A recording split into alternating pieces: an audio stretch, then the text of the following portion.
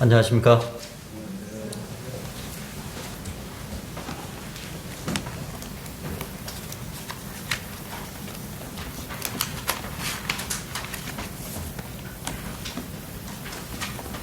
네, 앞전 시간에 제가 하나님의 시간표에 대해서 교제를 좀 드렸는데요.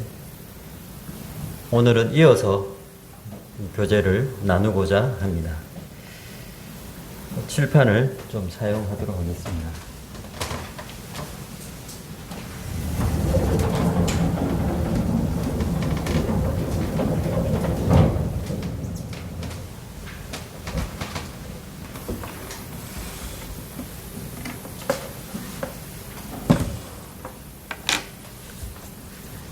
계시록 22장입니다.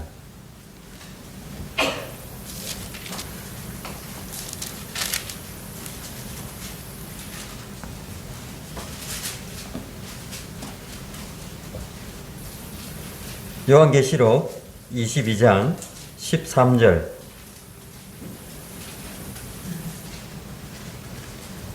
나는 알파와 오메가요, 처음과 마지막이요, 시작과 마침이라. 나는 알파와 오메가.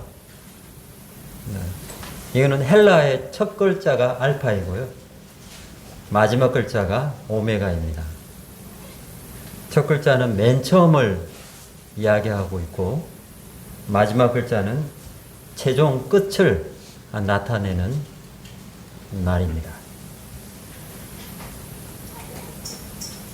나는 처음이요 마지막,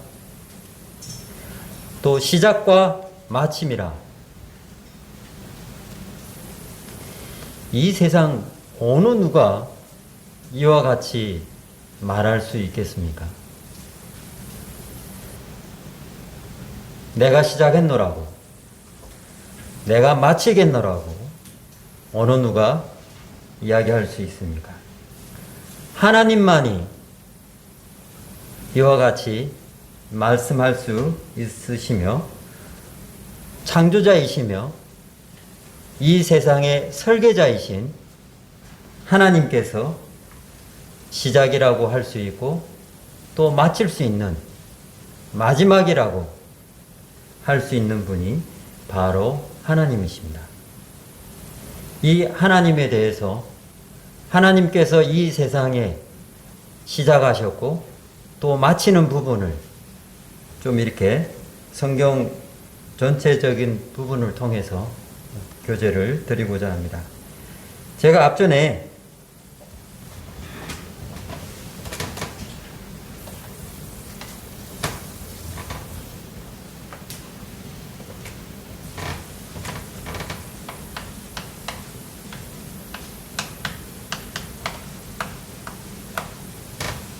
창조시대라고 이야기를 했습니다.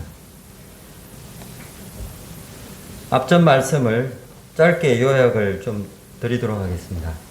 하나님께서 창조하셨습니다.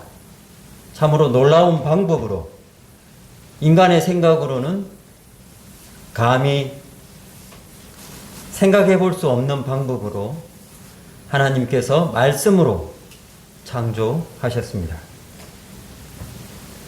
그리고 여섯째 날에 사람을 만드셨습니다. 하나님의 창조 속에 사람의 기준이었습니다. 근데 하나님께서 분명히 아담에게 말씀을 하셨죠. 선악을 아는 나무를 따먹지 말라. 근데 그 말씀을 아주 잘 지킴으로 인해서 안 따먹게 되었는가요? 네. 불순종으로 인하여 죄가 이 땅 가운데 들어오게 되었습니다. 그리고 그 다음에는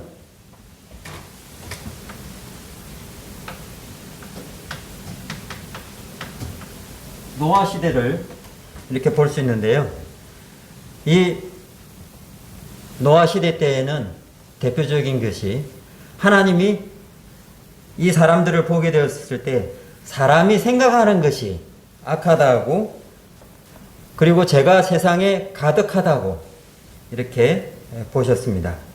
그래서 물로 심판할 것을 계획하셨고 여기에 노아 가족만 방주에 들어가게 되었으며 이 땅 가운데 있는 온갖 생물들과 또한 사람들에게 하나님의 심판이 임하게 된 것입니다.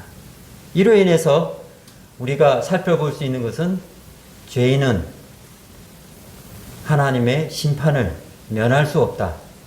그 심판을 받게 된다는 것을 이렇게 볼 수 있는 부분인데요. 그리고 그 다음에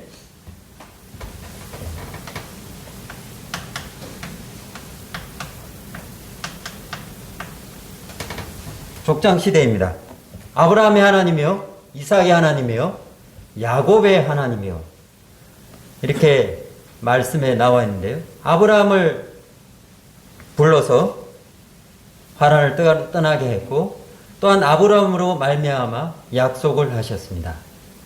또한 아브라함이 하나님을 믿음에 그를 의로 여기셨고 하나님께서 아브라함을 통해서 가나안 땅을 주실 것을 약속하셨고 또한 아브라함이 백세에 얻었던 그 아들 이삭을 하나님 앞에 드리는 그 모습을 볼 때에 하나님께서 또한 우리들에게 예수 그리스도를 드릴 것을 또한 예표하는 모습을 볼 수 있고요.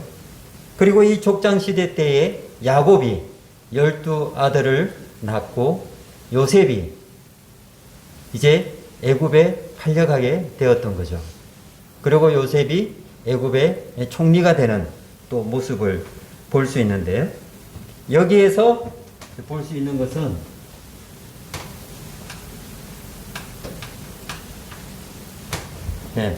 노예 시대입니다. 야곱의 아들 12를 통해서 이제 고센 땅에 들어가게 되었고 이스라엘 백성들이 애굽 땅에 있음으로 인해서 그들이 생육하고 번성하여 참으로 많은 또 백성이 있게 된 거죠. 그래서 이제 이 요셉을 알지 못하는 왕이 새로 등극되었고 이제 이스라엘 백성들이 그 애굽 땅에서 노역을 함으로 어려움과 고통과 고난을 당할 때에 하나님 앞에 부르짖는 모습을 찾아볼 수 있었습니다. 그래서 하나님께서 이들의 기도를 들으시고 모세를 세워서 이제 이들을 인도해 낼 것을 찾아볼 수 있습니다. 그리고 인도해 낼 때에 어떻게 했는가요? 10번째의 재앙으로 인해서 양을 잡아 그 집의 문 임방과 문 좌우 설주에 바른 집은 그 집의 장자가 살 수 있었고 그러지 못한 애굽의 모든 집은 장자가 죽게 되는 놀라운 사건을 이렇게 볼 수 있습니다. 그래서 애굽 왕은 이제 허락을 하게 되죠. 그리고 나서 이스라엘 백성들은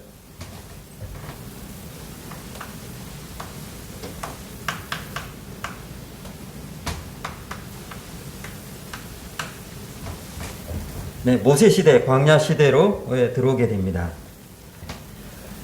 이 광야로 나가게 될 때에 어땠는가요? 하나님께서 친히 이들을 이끌어내시고 친히 앞에 나아가는 모습을 찾아볼 수 있었습니다. 어때요? 낮에는 구름 기둥으로, 밤에는 불 기둥으로 이와 같은 놀라운 방법으로 이스라엘 백성들을 인도한 모습을 볼 수 있을 거예요. 또한 이런 가운데 이스라엘 백성들은 불평과 불만으로 인해서 하나님 앞에 참으로 많은 것들을 구했던 것을 볼 수 있는데 그때마다 하나님께서 그들에게 구한 것을 허락하시고 또 때로는 그들의 잘못된 것을 가르치시고 그러한 모습들을 볼 수 있습니다. 6번째로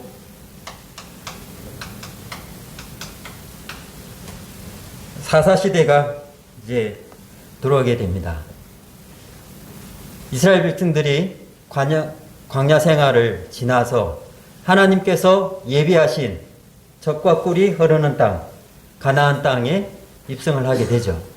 그래서 이제 이들은 가나안 땅의 여러 성들을 정복해서 또한 각 지파별로 그 땅을 나누어서 이제 지내게 되었고, 이제 이 시대 때에 이들의 이스라엘 백성들의 하나님 앞의 모습은 어땠는가요? 참으로 하나님 앞에 불순종한 모습들을 볼 수 있고요. 또 이들이 어려움 당할 때 하나님 앞에 부르짖고, 또 하나님께서는 이들에게 불쌍한 마음을 보시고 또 사사를 세웠고, 이와 같은 반복적인 일들을 이제 볼 수 있는데, 마지막에 어떻게 되었는가요? 이 백성들이 이렇게 이야기합니다. 왕이 없으므로 사람이 자기 소견대로 행하였더라. 이방인들처럼 이제 왕을 구하는 모습을 찾아볼 수 있었습니다.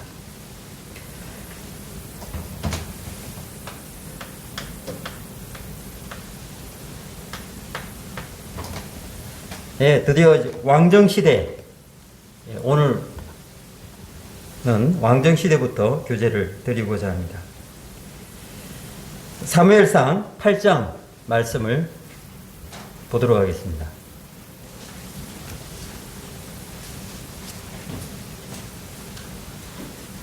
사무엘상 8장 4절부터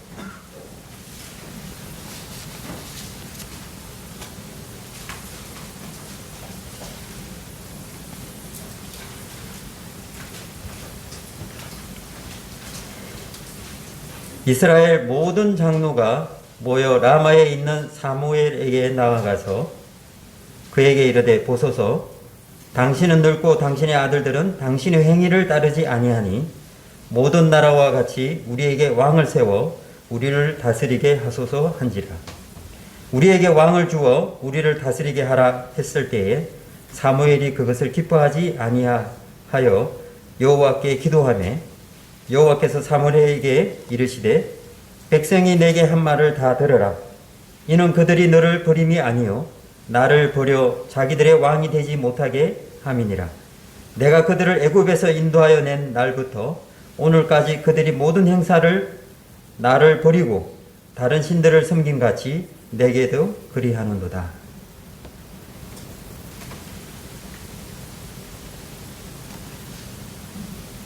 이스라엘 백성들은 이제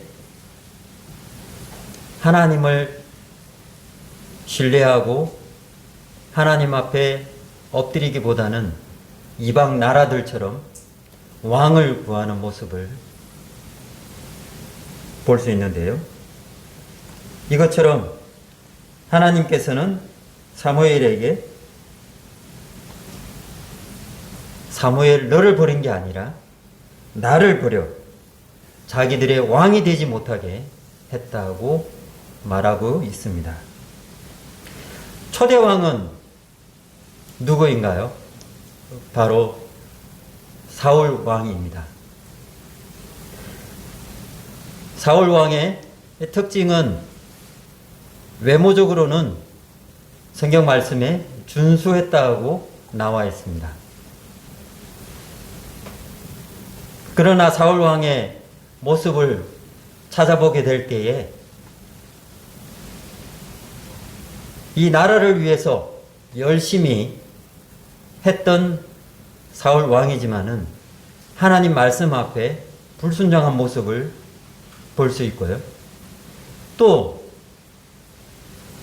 선지자 대제사장이 아직 도착하지 않았음에도 불구하고 사울의 왕권을 이용해서 자기가 제사를 드리는 모습을 볼 수 있습니다. 말씀을 순종하지 못한 왕이었고요. 그리고 그 왕권을 내리지 못한 자기 아들에게 주고자 그 왕권에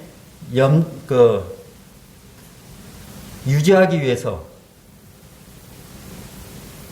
사울 왕을 이렇게 바라보게 될 때에 자기 자식에게 그 왕권을 주고자 했던 왕이었던 것을 볼 수 있습니다. 두 번째 왕은 누구였을까요? 다윗 왕이죠. 다윗 왕은 우리가 주일학교 때부터 듣고 배우고 또 다윗처럼 살고자 하는 마음이 있는 인물입니다. 다윗 왕은 어땠습니까?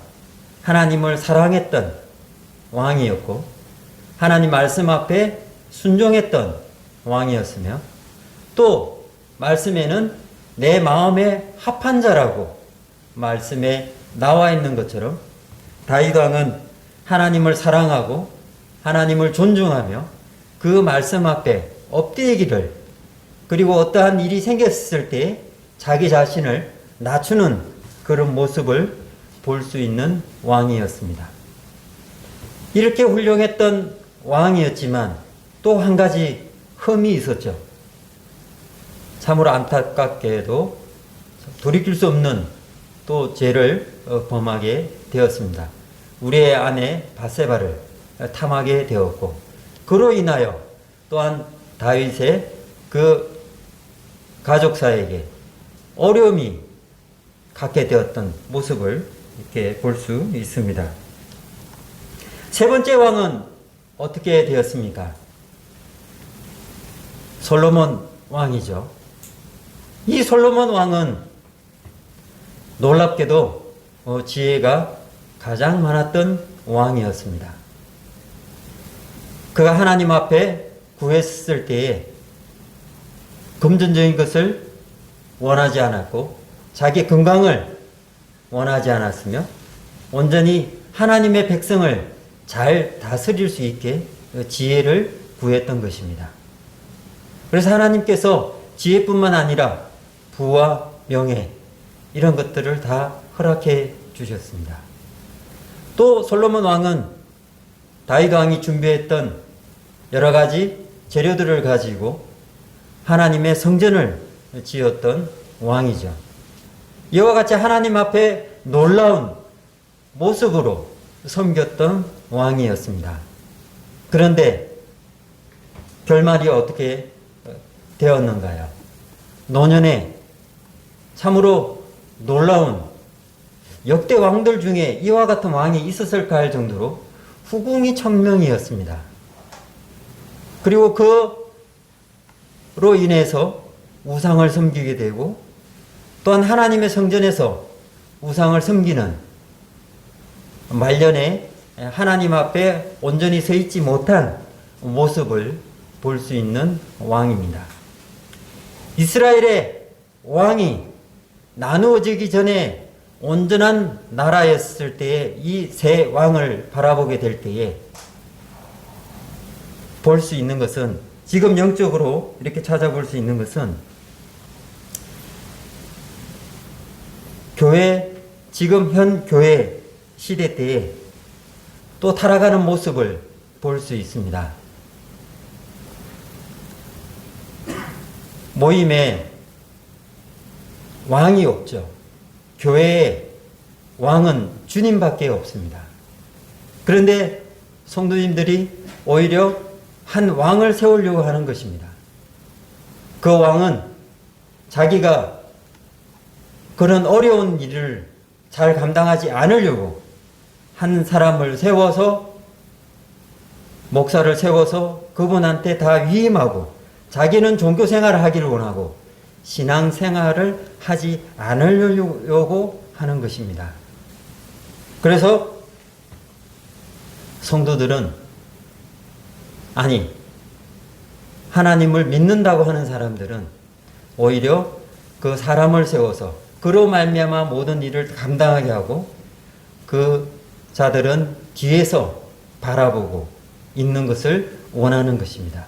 이게 왕정 시대에 나타난 모습이며 이 시대 때에 또 찾아볼 수 있는 교훈인 것을 바라볼 수 있습니다. 이제 이 왕정 시대 때에 솔로몬 왕 이후에 나라가 둘로 나누어지는 것을 볼 수 있는데요. 어떻게 나누어졌는가요? 열왕기상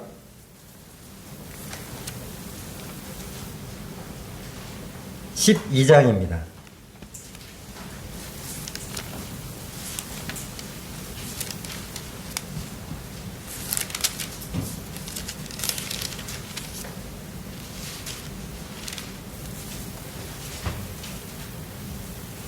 열왕기상 12장 3절 4절입니다.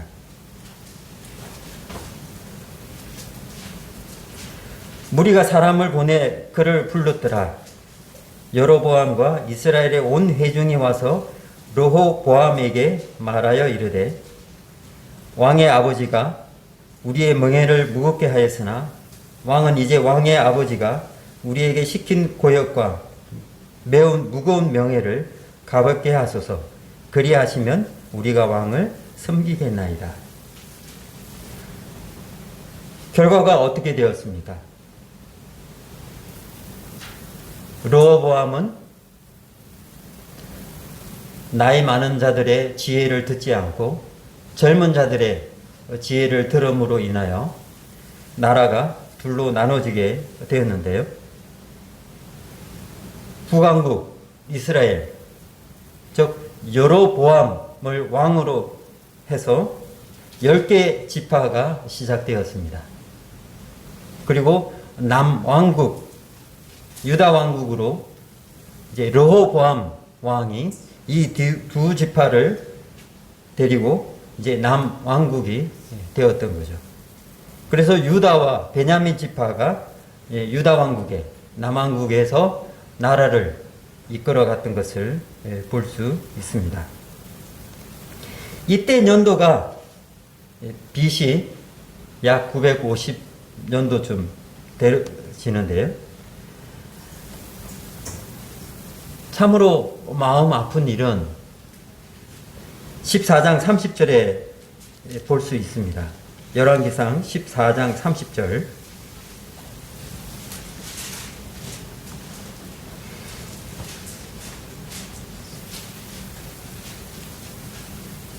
르호보암과 여로보암 사이에 항상 전쟁이 있으리냐. 한 나라였던 이스라엘의 나라가 둘로 나누어짐으로 말미암아 어떻게 되었는가요? 서로 지지고 뽑고 싸우고 죽이고 서로 못 잡아먹어서 안달이 된, 좀 우습게 표현하면 콩가루 나라가 되어버린 것입니다. 물론 하나님이 계시는, 하나님이 인도하는 나라였지만 사람으로 볼 때에 그 가정을 비유하게 되면 무너지는 가정이 되어버린 것입니다. 이들은 한 가족이었던 것입니다. 그런데 나눠짐으로 끝내 통일하지 못한 모습을 볼 수 있고요. 이 한 나라가 둘로 나눠짐으로 인하여 또 역대 많은 왕들이 있었지만 그 왕들이 세워지고 또 사라지고 할 때마다 서로 적대 관계로서 싸우고 때로는 또 좋은 관계가 있었지만 합해지지는 못한 모습을 볼 수 있는 것입니다. 이 왕정 시대가 지나고 포로 시대가 이제 오게 되었습니다.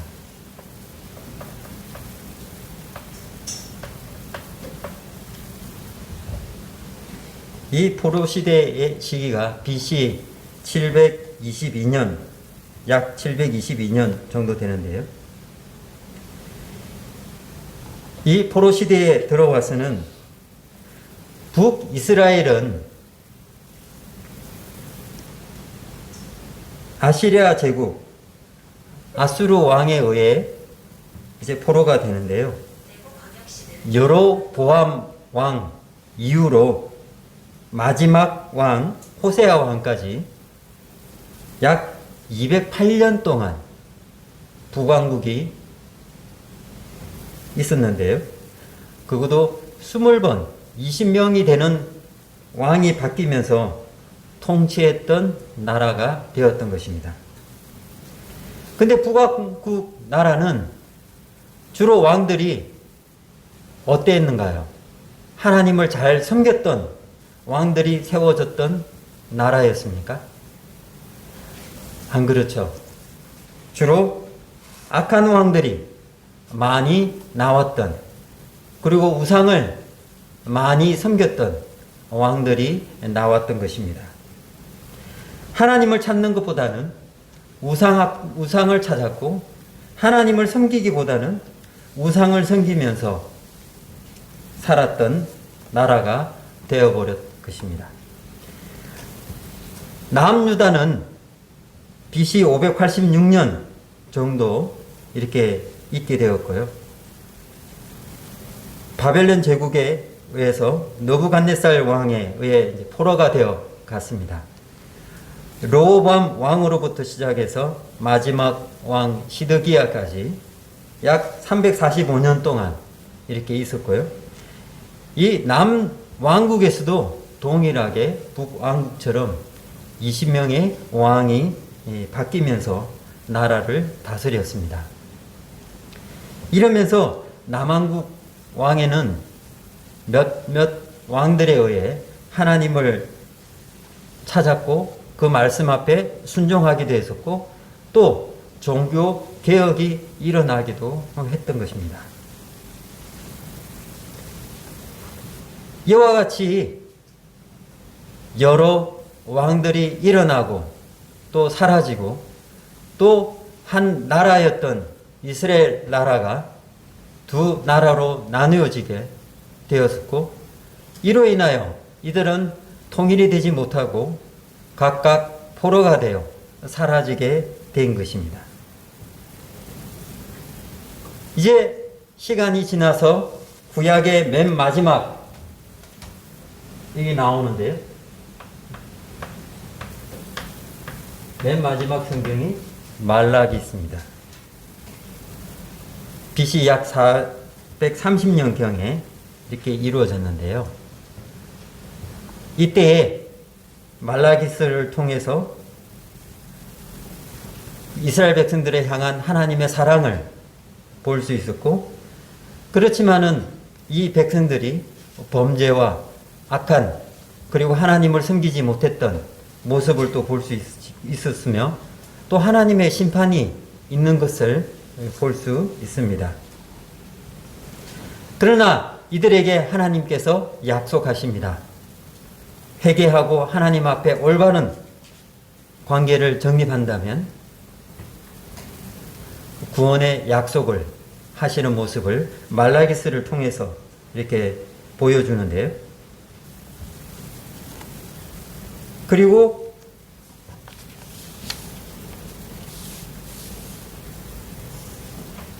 약 말라기서 이후에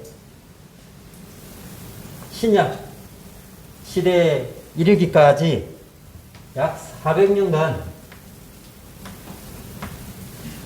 침묵의 시간이 흐릅니다. 이때에 어떤 일이 생기냐면, 이 포로 시대 때에 잠시 다니엘서를 보도록 하겠습니다.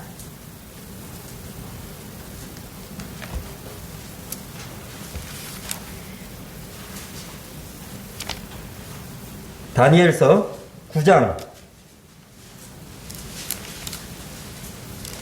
24절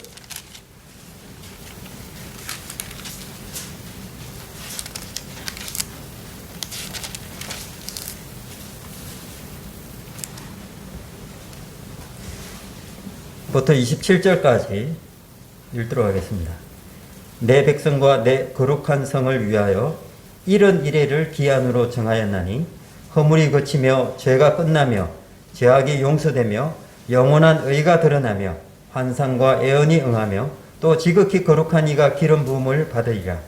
그러므로 너는 깨달아 알지니라. 예루살렘을 중건하라는 영이 날 때부터 기름 부음 받은 자 곧 왕이 일어나기까지 7이레와 62이레가 지날 것이요 그 곤란한 동안에 성이 중건되어 광장과 거리가 세워질 것이요 62이레 후에 기름 부음 받은 자가 끊어져 없어질 것이며 장차 한 왕의 백성이 와서 그 성읍과 성소를 무너뜨리니와 그의 마지막 홍수에 휩쓸림 같을 것이며 또 끝까지 전쟁이 있으리니 황폐할 것이 작정되었느니라. 그가 장차 많은 사람들과 더불어 한 1회 동안의 언약을 굳게 맺고 그가 그 1회의 절반의 제사와 예물을 금지할 것이며 또 포악하여 가져간 것이 날개를 의지하여 설 것이며 또 이미 정한 종말까지 진노가 황폐하게 하는 자에게 쏟아지리라 하였느니라 하니라. 이 중간에 포로 시대의 중간에 다니엘서 보면 69일에가 나오겠다.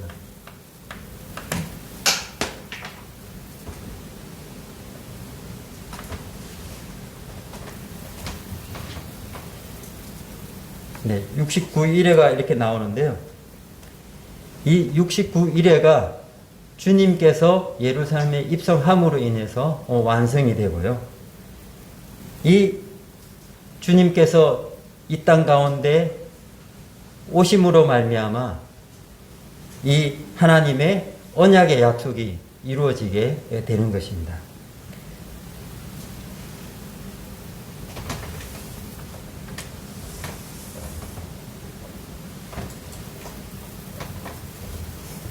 구약이 BC,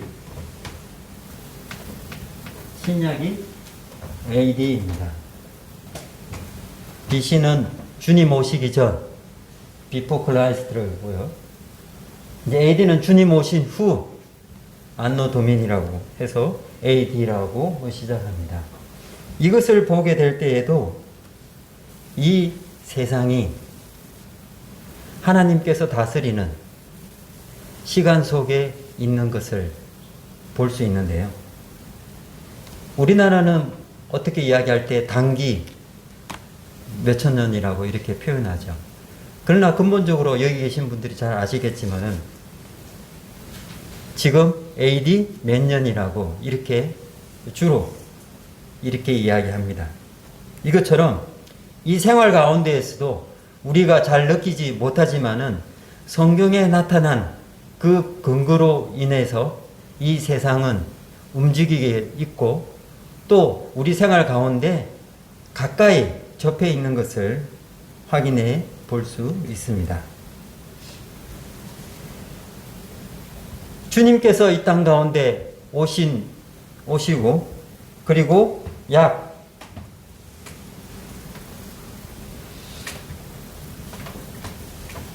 33년 후에 주님께서 십자가에 달린 모습을 볼 수 있습니다.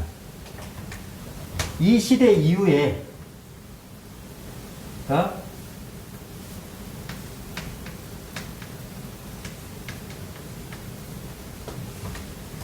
교회 시대입니다. 교회 시대가 시작됨으로 인하여 지금까지 시간이 흐르고 있는 것입니다. 교회 시대에 볼 수 있는 것은 계시록 2장입니다.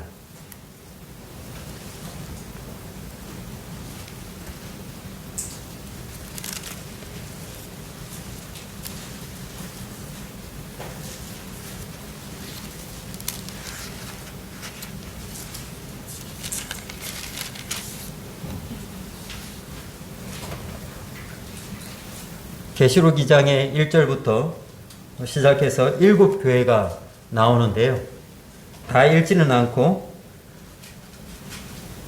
요약을 좀 해보도록 하겠습니다. 2장 1절에 나오는 교회가 예배소 교회입니다. 대표적인 게 그것이 사랑이 없는 교회라고 말씀에 나와 있죠. 그리고 칭찬이 있지만 책망도 있는 부분이 있습니다. 처음 사랑을 버렸던 교회가 예배소 교회입니다. 이 7교회가 지금 어디에 있냐면요. 지금 현 시대에 터키에 있습니다. 저는 이 7교회가 지금 그곳에서도 교회가 있을 것이며 그곳에 모이는 성도님들도 있을 것이라고 생각을 했었죠. 그런데 터키가 어떤 나라인가요? 이슬람권의 나라이죠. 이 7교회는 흔적만 남아있는 그런 교회라기보다는 그런 장소가 되어버린 것입니다. 하여튼 계시록에 나오는 이 7교회의 특징을 이렇게 보게 되면 예배소 교회는 사랑이 없는 교회라고 이야기하고 있고 8절부터는 이렇게 이야기하고 있습니다. 서문화 교회는 핍박받는 교회, 환난과 궁핍 중에 충성했던 칭찬이 있지만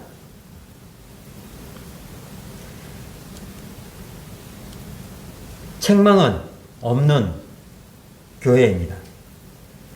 또 12절에서 보게 되면 버가모 교회를 이렇게 볼 수 있는데요. 용납하는 교회로 말씀하고 있습니다. 그러나 이들에게 권면은 회개하라고 말씀하고 있고요. 두아디라 교회 18절에 보면 타협하는 교회라는 것을 찾아볼 수 있습니다. 여러 또 칭찬이 있지만 또 책망은 이세벨의 음란과 우상 숭배를 용납한 교회로 또 표현하고 있습니다. 여기에서도 권면은 회개할 것을 권고하고 있습니다.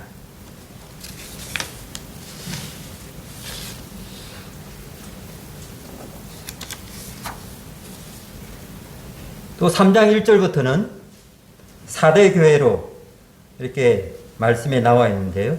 사도교회의 특징은 잠자는 교회라고 말씀하고 있습니다.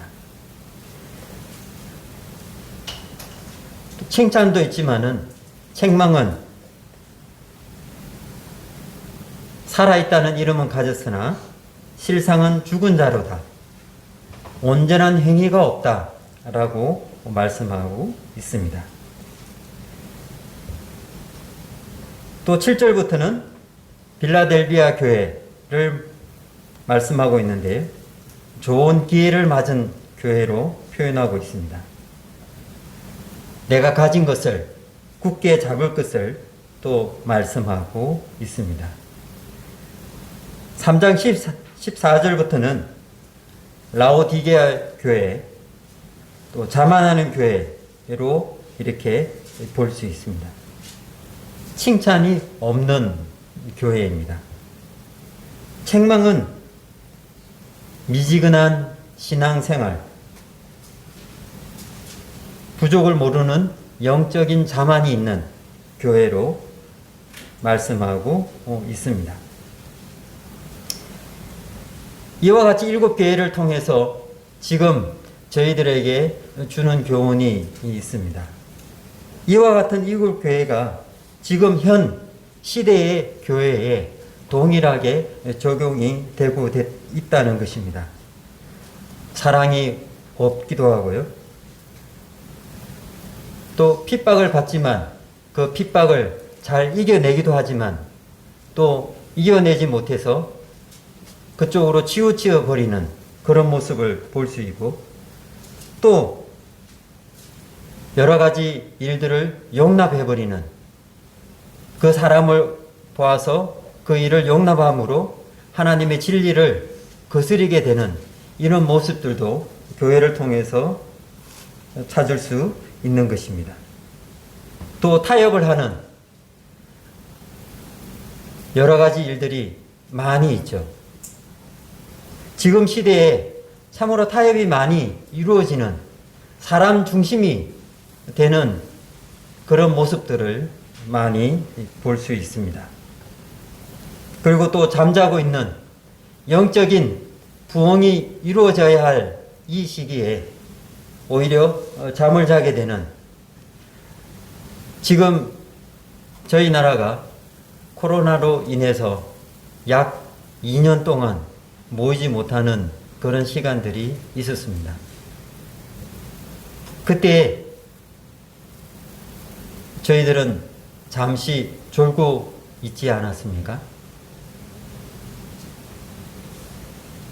또 여러 가지 타협하는 문제가 있지 않았습니까? 이런 모습들을 저 안에서 찾아볼 수 있었습니다. 조금 영적인 부분이 많이 위축되기도 하고요. 또 많이 넓어졌다고 그럴까요? 좋은 쪽으로 넓어진 것이 아니라 오히려 타협하는 쪽으로, 뭐 굳이 모이지 않아도 그냥 집에서 방송을 통해서 감사할 수도 있고 예배 드릴 수도 있고 그런 거죠. 물론 이것이 잘못됐다는 것이 아니라 이런 부분들이 어떤 면에 있어서 영적으로 작아지는 부분이지 않나 하는 것을 생각해 볼 수 있습니다. 이 교회 시대에 들어와서 굉장히 많은 핍박이 있었습니다. 히브리서 11장입니다.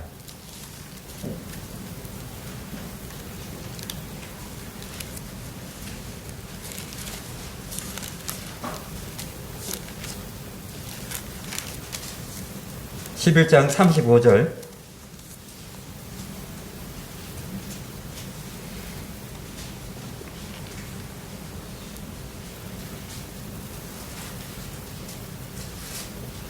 히브리서 11장 35절. 여자들은 자기의 죽은 자들을 부활로 받아들이기도 하며 또 어떤 이들은 더 좋은 부활을 얻고자 하여 심한 고문을 받되 구차히 풀려나기를 원하지 아니하였으며 또 어떤 이들은 조롱과 채찍질 뿐 아니라 결박과 옥에 갇히는 시련도 받았으며 돌로 치는 것과 톱으로 켜는 것과 시험과 칼로 죽임을 당하고 양과 염소의 가죽을 입고 유리하여 궁핍과 환난과 학대를 받았으니 그들이 광야와 산과 동굴과 토굴에 유리하였느니라. 네, 참으로 많은 핍박이 있었던 것을 볼 수 있습니다. 믿음을 이야기하면서 이와 같이 조롱과 채찍뿐만 아니라 또 결박과 옥에 갇히는 이와 같은 신을 받으면서도 그 나라를 생각하는, 하나님 나라에 갈 수 있다는 놀라운 믿음을 보였던 앞선 성도들이 있었다는 것입니다. 이 교회 시대, 초대교회 때에. 그래서 이들이 보는 앞에서 동물들에게 잡혀 죽기도 하고요. 또는 화형을 당하기도 하고요. 여기 말씀에 나와 있는 것처럼 돌로 맞기도 하고 또 톱으로 켜는 이와 같은 놀라운 모습을 생각해 볼 수 있습니다. 지금 이 시대에 이와 같이 고난 속에서 믿으라고 그러면 아마 많지는 않을 것 같습니다. 그러나 이 교회 시대에 들어와서 이런 어려움을 겪으면서 하나님 앞에 나아가는 성도들이 있었다는 것입니다.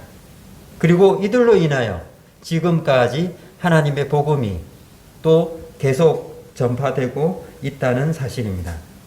디모데후서 3장 12절을 보게 되면요, 무릇 그리스도 예수 안에서 경건하게 살고자 하는 자는 박해를 받으리라. 교회 시대 때에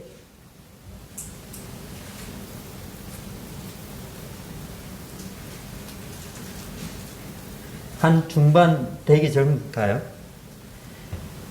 이와 같은 핍박이 있었지만 콘스탄티누스 1세가 기독교를 공인으로 하고 모든 기독교 신앙을 자유롭게 섬기라고 선언을 합니다. 이 이전에는 하나님을 섬기는 것이 핍박을 받는 일이요, 또 믿는다는 것은 자기 생명을 내어놓는 일이었습니다. 이와 같이 종교 탄압이 심했던 시대였습니다. 이때에는 믿는 자들이 거짓이 없었습니다. 왜요? 자기 생명을 내어놓고 섬겼기 때문에요. 그런데 이 콘스탄티누스 2세 이후에 종교의 자유를 허락한 이후에 어떤 일이 벌어지냐면요, 이제 신앙생활을 자유롭게 할 수 있었지만, 하나님을 섬기는 것에 아주 자유로웠지만 믿음이 제대로 세워지지 못한 부분이 많이 있었습니다. 이전에는 믿는 것이 자기 생명을 내어놓고 핍박을 당하는 것이 그게 일상화되어 있었기 때문에 믿는다는 것은 참으로 거짓이 없었던 것입니다. 근데 자유가 생긴 이후에 많은 거짓이 생겼고 또 가라지가 많이 생기게 된 것입니다. 이 시대 이후에 지금까지 이제 교회 시대가 쭉 오고 있는 것입니다.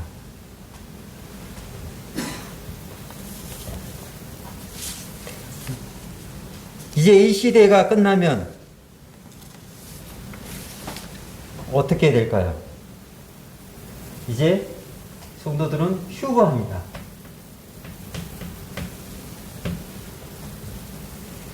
휴거하고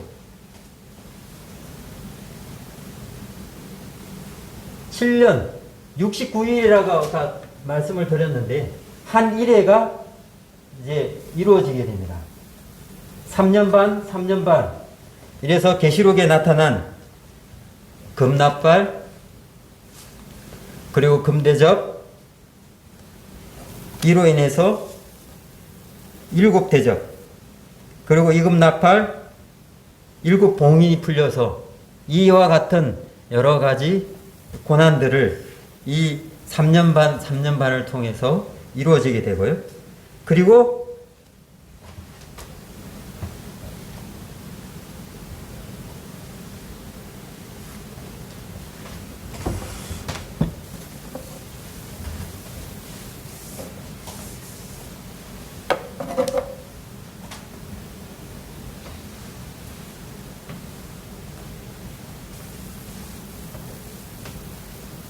주님께서 재림하십니다. 휴거는 저희들이 하게 되고요. 하나님을 믿는 자들이 주님께서 부르실 때에 휴거를 하고, 휴거한 후에 7년 환란이 있고, 그 다음에 재림이 이루어지고, 그리고 나서 1000년 동안 우리 이 땅 가운데서 주님과 함께 하고요. 그리고 마지막 백부자 심판이 있고, 그 다음에 마지막에는 영원한 도성, 하나님께서 준비한 계시록 22장, 21장에 나와 있는 우리의 맨션이 크기로 따지면 2400, 가로 세로 2400, 2400 해서 12가지의 보석으로 지어진 집으로 인하여 저희가 주님과 영원히 함께하는 이와 같은 놀라운 사실을 보게 됩니다. 이와 같은 말씀들이 계시록에 나와 있는데 시간 관계상 찾지는 않고요. 마지막으로 21장, 계시록 21장 3절을 보고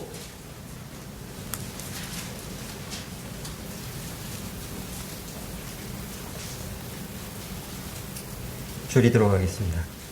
계시록 21장 3절. 내가 들으니 보좌에서 큰 음성이 나서 이르되 보라 하나님의 장막이 사람들과 함께 있음에 하나님이 그들과 함께 계시리니 그들은 하나님의 백성이 되고 하나님은 친히 그들과 함께 계셔서 모든 눈물을 그 눈에서 닦아주시니 다시는 사망이 없고 애통하는 것이나 곡하는 것이나 아픈 것이 다시 있지 아니하리니 처음 것들이 다 지나갔음이라. 보좌에 앉으신 이가 이르시되 보라 내가 만물을 새롭게 하노라 하시고 또 이르시되 이 말은 신실하고 참되니 기록하라 하시고. 네, 저희가 사망이 없고 애통하는 것이나 곡하는 것이 아픈 것이나 있지 아니하는 이와 같은 새하늘과 새 땅에 있게 되는 모습을 찾아볼 수 있습니다. 또한 10절에서 보게 되면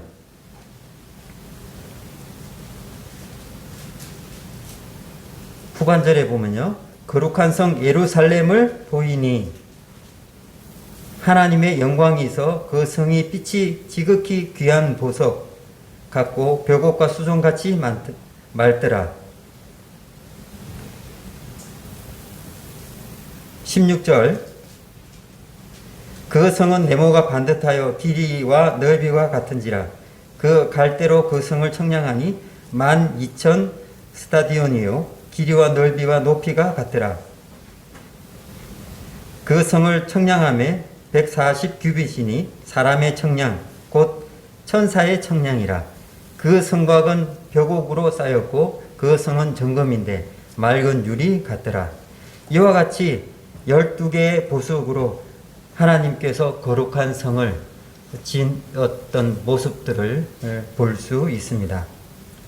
이와 같이 하나님께서 창세 이후로 또한 마지막 여기 나와 있는 거룩한 성이 우리들에게 주어진 모습들을 보게 될 때에 하나님께서 끝내 주시고자 한 것이 무엇인가요? 예수 그리스도로 말미암아 우리들에게 놀라운 은혜를 주셨는데요. 그리고 요한복음에 나와 있듯이 이제 그분과 함께 있기를 원하는 것이 하나님의 뜻이었다는 것입니다. 이와 같은 놀라운 시간 속에 우리가 하나님의 은혜를 입고 있고 또한 하나님의 안에서 그리스도 예수 안에서 이와 같은 교회에서 하나님을 섬기는 놀라운 축복을 가지고 있고 끝내 그분과 영원히 함께한다는 이와 같은 놀라운 사실이 저희들에게 주어져 있는 약속이라는 것입니다. 그래서 저희가 이 땅 가운데 고난 가운데 있을 수도 있고 기쁨 가운데 있을 수도 있지만 우리의 미래가 그분과 함께 한다는 이와 같은 사실이 하나님의 시간표 안에 우리가 개입되어 있다는 사실이 정말 놀랍고 은혜로운 일이라는 것입니다. 이와 같은 하나님의 역사 속에 그리고 하나님께서 계획하신 시간표 속에 우리가 함께 한다는 놀라운 은혜가 제 마음 가운데 늘 감사가 있게 하고 또 교회에서 이와 같은 일들이 또 계속 하나님의 복음이 전파되고 일어나기를 간절히 바라는 마음이 있는 것입니다. 하나님의 시간표 속에 하나님의 뜻이 분명히 이루어질 것이며 그것이 나에게, 저에게 이루어진다는 사실 앞에 다시 한 번 더 감사를 드립니다. 감사합니다.